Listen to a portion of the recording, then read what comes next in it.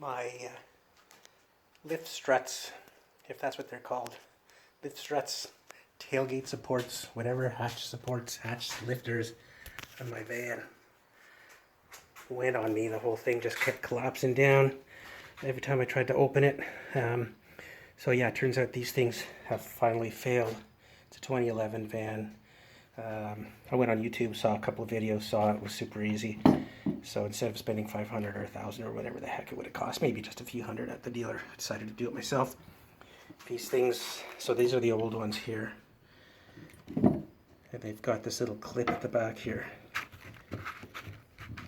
There's a million videos on it, but yeah, you just get a, trying to do this with one hand.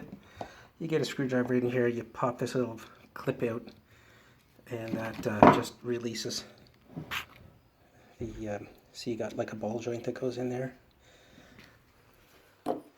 both ends.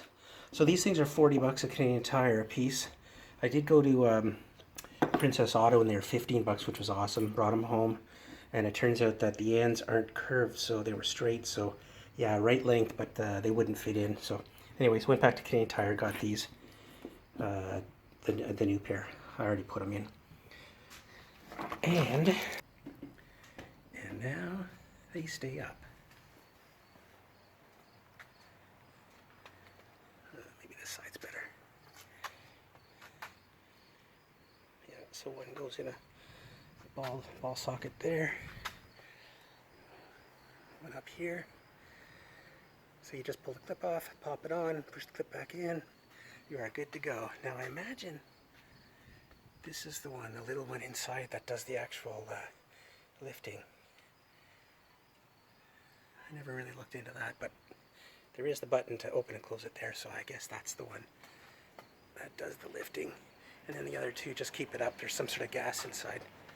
I thought they were hydraulic, but yeah, there's a gas. They're under pressure. So that's it. 80 bucks and I'm done. Case closed.